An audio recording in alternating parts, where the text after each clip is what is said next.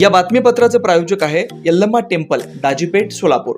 सालाबादप्रमाणे यंदाही मंदिराच्या वतीने वटपौर्णिमा कार्यक्रम व श्री यल्लम्मा देवी व जमदग्नी ऋषी कल्याणोत्सव शुक्रवार 21 जून रोजी दुपारी 12:23 अभिजित मुहूर्तावर अक्षता सोहळा होणार आहे। तसेच विविध धार्मिक कार्यक्रमही होणार आहेत। या प्रसंगी महाप्रसादाचं आयोजन करण्यात आलंय। वेळ 12 ते 3, स्थळ दाजीपेठ, सोलापूर। कासेगाव येथील नदीच्या पुलावरून वाहत असलेल्या पाण्यात वाहून गेलेले ज्ञानेश्वर कदम यांचा मृतदेह शुक्रवारी सकाळी आढळलाय। पाण्यावर केवळ त्यांचं डोकं दिसत असून उर्वरित मृतदेह पाण्यात होता। घटनास्थळी उपस्थित असलेले तहसीलदार किरण जमदाडे, पोलीस फौजदार जाधव त्यांचे सहकारी घटनास्थळावर उपस्थित होते। काटेरी झाडांच्या फांद्या कापून झाल्यावर फुगलेले आणि कुजलेले शव उत्तरीय सर्वोपचार रुग्णालयाकडे पाठवण्यात आले।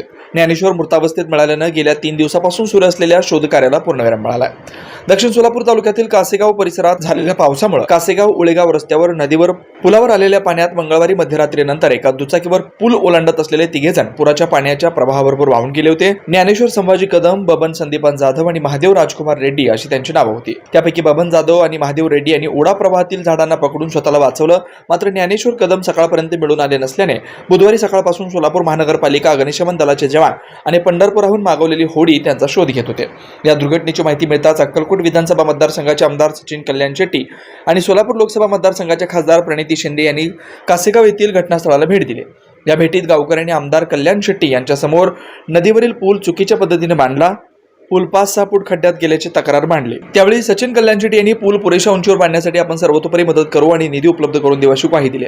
खासदार प्रणिती शिंदे यांनी ग्रामस्थांशी बोलून ज्ञानेश्वर कदम यांच्या शोधासाठी प्रशासन स्तरावर होत असलेल्या प्रयत्नांवर चर्चा केली।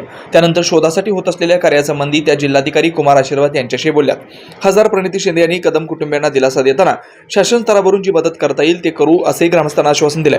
नव्याने पूल बांधताना संबंधित ठेकेदार आणि इंजिनियर यांच्या निष्काळजीपणामुळे पुलाचे काम चुकीच्या पद्धतीने झालं असून उभयंतरवर सदोष मनुष्यवधाचे गुन्हे दाखल करण्यात यावेत अशी मागणी गावकऱ्यातून करण्यात आली।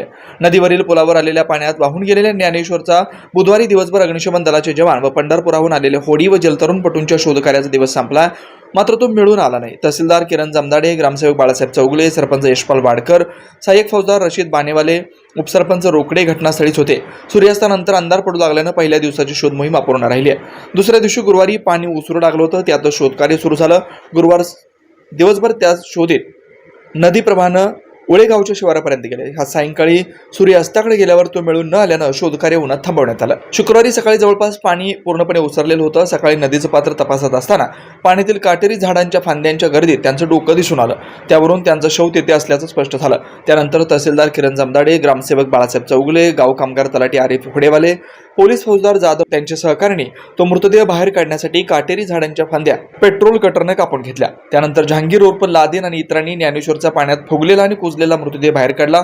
तो मृतदेह उत्तरीय तपासणीसाठी सर्वोपचार रुग्णालयाच्या शवविच्छेदन विभागाकडे पाठवण्यात आल्यावर गेल्या 3 दिवसापासून पाण्यात वाहून गेलेल्या ज्ञानेश्वरचा शोध कार्याला पूर्णविराम मिळाला आहे। Shri Markandey butterfly garden Montessori English medium school, play group ते 4थी पर्यंत सीबीएसई पॅटर्नच्या शिक्षणासाठी आजच प्रवेश घ्या।